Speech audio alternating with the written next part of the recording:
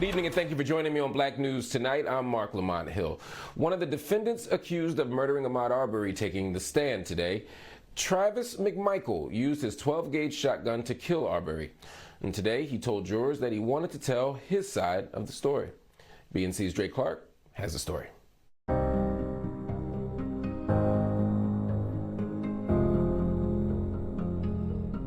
The defense plans to call more than 30 witnesses to testify. Today, jurors were able to hear directly from the man seen on video shooting and killing Ahmaud Arbery. Travis McMichael told jurors that he believed that Ahmaud Arbery was irrational, dangerous, and potentially armed. And when he shot him, he was in legitimate fear for his life. Travis McMichael testified February 23, 2020. His father ran inside their home yelling. The guy seen on security video walking through their neighbor's home was now running down the street. Gregory McMichael grabbed his .357 handgun and Travis his 12-gauge shotgun. They jumped into a pickup truck, chasing Arbery down the block. Travis describes their first encounter. Okay, what are you saying? Just, hey, what's going on? Hey, stop a minute, I want to talk to you. What's he doing? That's what I want to talk to you is actually what I said. Does he stop running at any point? No, at this point, he is still running. McMichael said Arbery seemed angry. It was clenched teeth, closed brow, and he was mad. But he also testified Arbery never said anything. He just turned and ran in the opposite direction. McMichael said he immediately recognized Arbery as the guy he thought pulled a gun on him 2 weeks prior outside his neighbor's house where Arbery had been seen on surveillance video. I encountered him a week and a half prior, going into the house that has been burglarized. I have had stuff stolen that he's been in several times that. All right, yeah, we need to figure out what's happening. Okay. McMichael said his father called the police, and they kept pursuing Arbery. By then, a neighbor, William Bryan, also joined the chase in his pickup truck and also recorded part of the chase on his cell phone. Eventually, they caught up with Arbery, with Gregory McMichael telling investigators they had him trapped like a rat. Travis McMichael said that's when Arbery charged at him. I shot him. Why? He had my gun. He struck me. It was obvious that he was. It was obvious that he was attacking me. That if he would have got the shotgun from me, then it was this is a life or death situation. It would be nearly 3 months after the shooting when the two McMichaels and William Bryan were indicted on murder charges. They've all pleaded not guilty, claiming they were trying to make a lawful citizen's arrest, and Arbery's death was self-defense. Under cross-examination, prosecutors asked Travis McMichael if he really believed Ahmaud Arbery was armed and dangerous.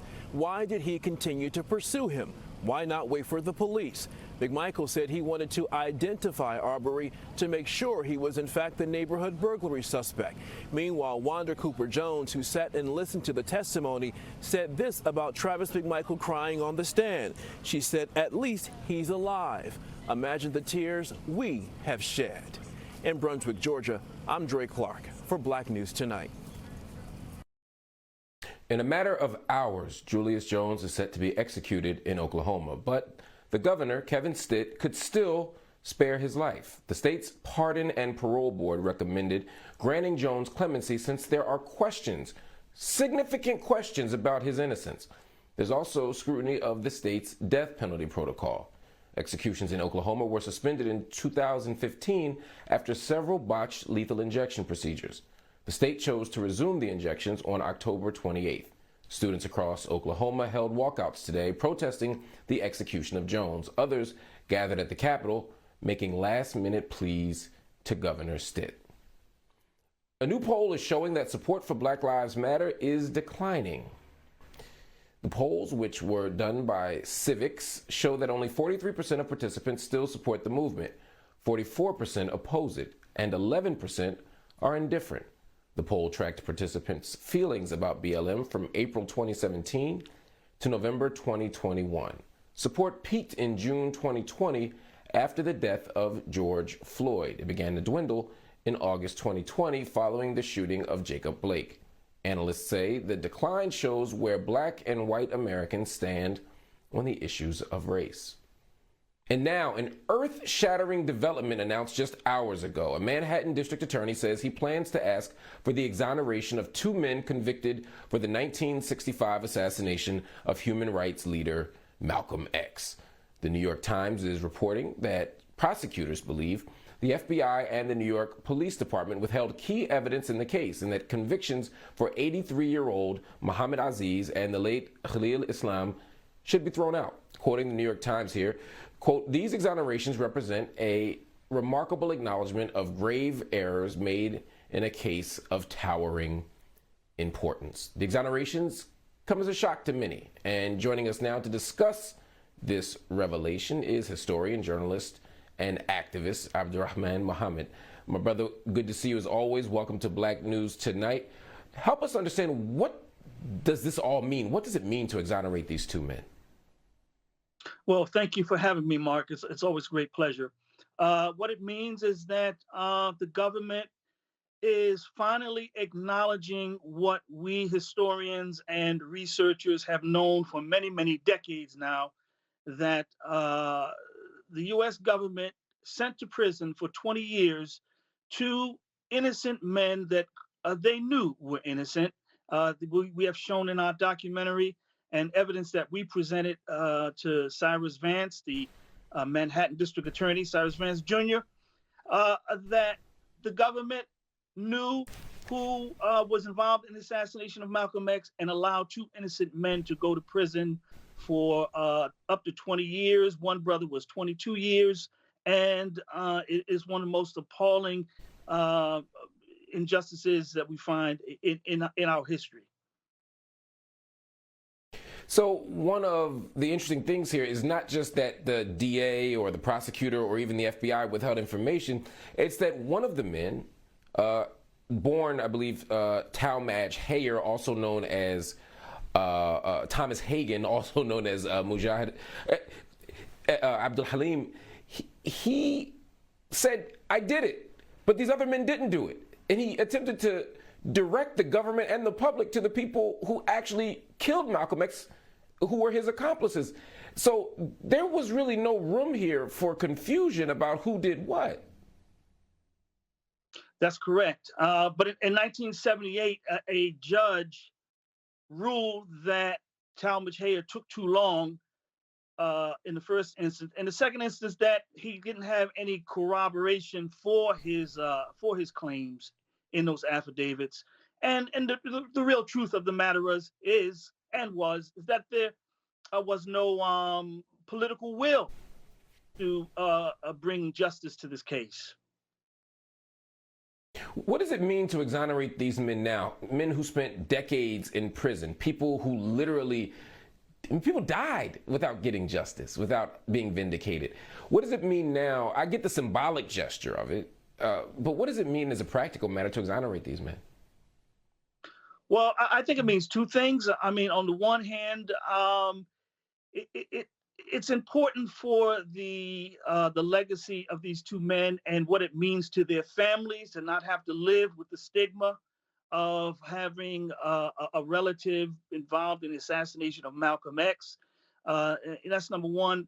But number 2, it allows us to begin the process to interrogate the government, to find out, just what was involved here. Why was there such prosecutorial misconduct? And why, as we've shown in our series, was there such a desire to protect the man that they knew to be the shotgun assassin, William X. Bradley?